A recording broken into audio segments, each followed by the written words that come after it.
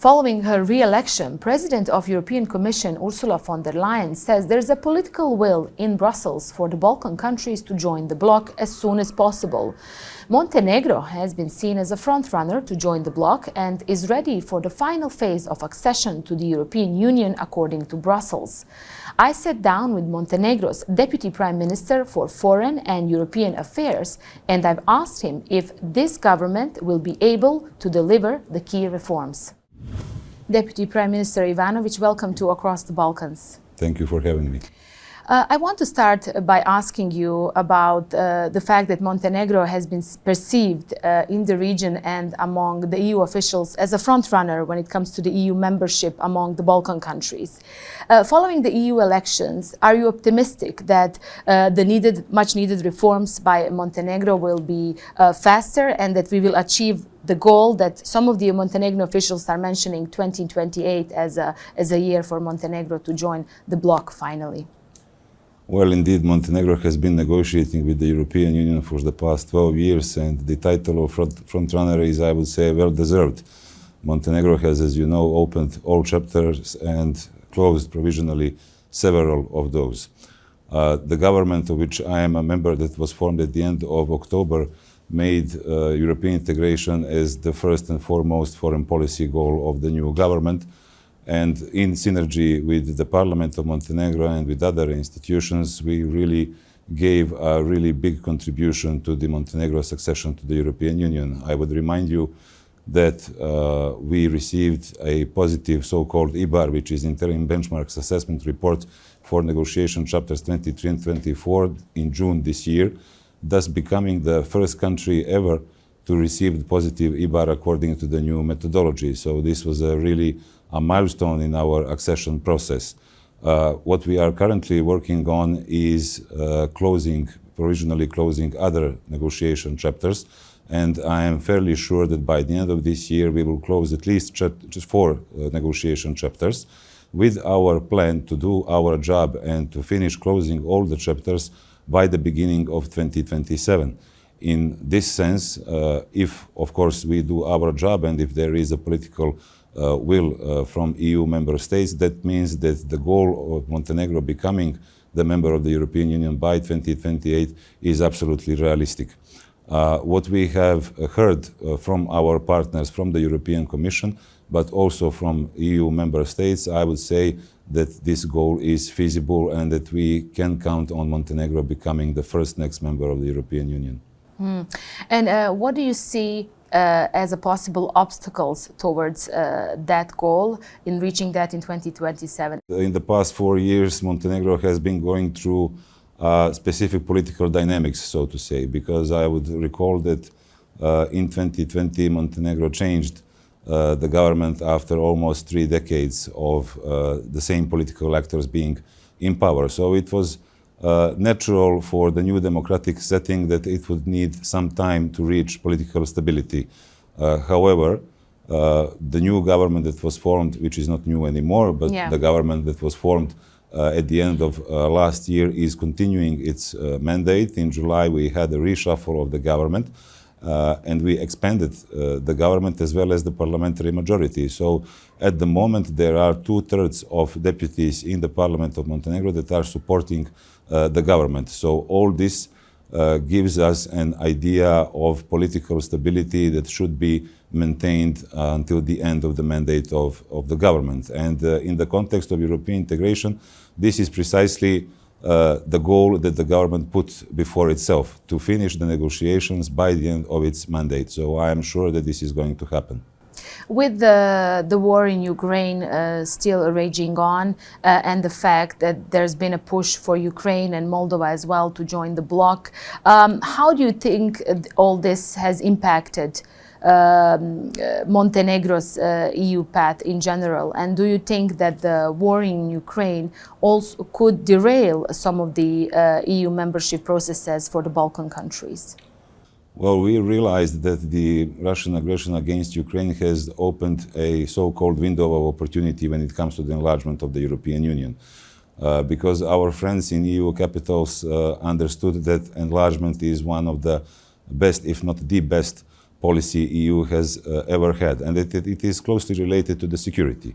And our position from the beginning was that if we want to have a safe, prosperous, and secure Europe, this can be achieved only through uniting the continent. And unification of European continent is best achieved through the European Union membership.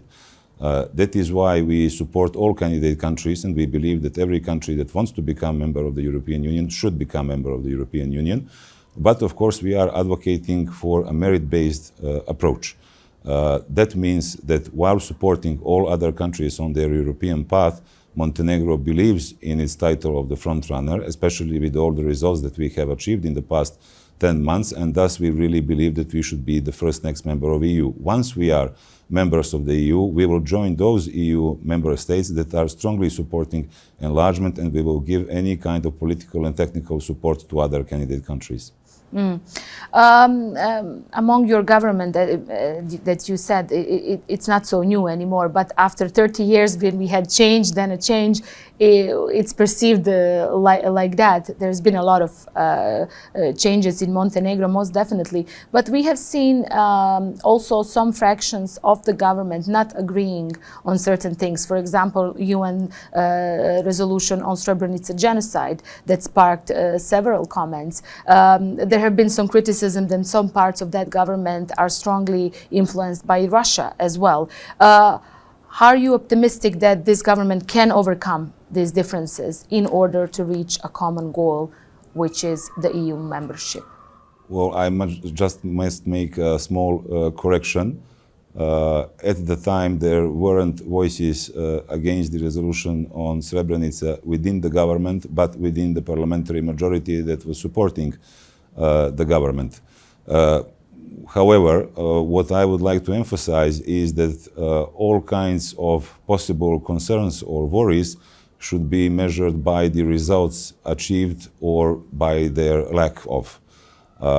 I believe that many things that have been done on the European integration path of Montenegro in the past 10 months and were essentially related to the activities in the parliament proved that all political parties present in the Montenegrin parliament support the European integration of Montenegro.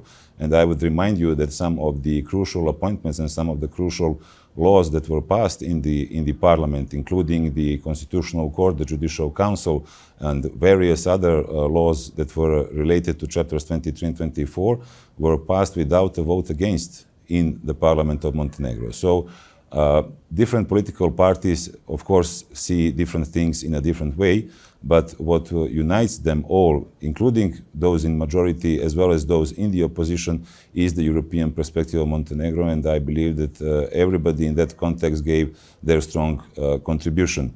The region in which we live in is quite prone to various influences and has been so for centuries. However, Montenegro remains an independent and sovereign country that tailors its foreign policy goals to its own needs. And as I said, the number one foreign policy priority goal is the European Union, membership to the European Union. And as I said, I believe that all political actors, and not just political, but also all social and political actors in Montenegro have given their contribution to the achievements that were made in the past 10 months. And I would like to be a fair optimist that this is going to continue in the same way, and that we will fulfill the plan that we have in the next 2.5 or 3 years. Well, there's been a lot of good news recently, so I hope you will manage to keep the momentum going. Speaking of foreign influences, the Western partners are aside, how do you think is useful for Montenegro to keep good relations with other countries like Russia, like Turkey, like China? And Montenegro is a small country. Will it be difficult to balance all that? Well, I wouldn't group the countries together, but every country should be assessed individually and the relations that we have with each of those countries. In our mind, the most important cooperation is the one that happens in the region with our immediate neighbors. After that, we want to maintain, and of course we do maintain, good relations with all the European Union member states. And I would remind you also that we are 100% aligned with common foreign and security policy of the European Union for years, and it will continue to be so. And then we also have a third circle, which is a cooperation with our NATO allies. So, for example, Turkey is a NATO ally, so we have a very good bilateral relation. We also have good relations and cooperation within NATO, and we also share European perspective, as well as the interest in the stability of Western Balkans region.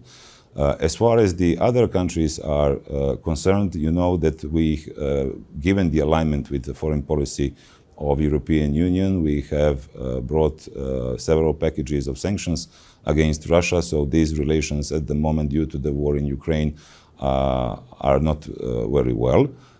With China, we maintain friendly cooperation, and we do follow a position of the European Union, which sees China as a partner, but also sometimes as a competitor. However, we do want to develop good relations with all peaceful, like-minded countries, not just in our immediate neighborhood, but also worldwide.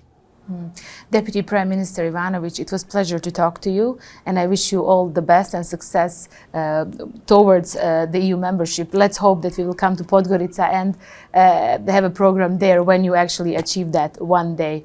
Thank you. You will be most welcome, and thank you very much for this opportunity. Thank you. That's it for this week from me and the whole team. Thanks for watching this episode of Across the Balkans. Bye-bye for now.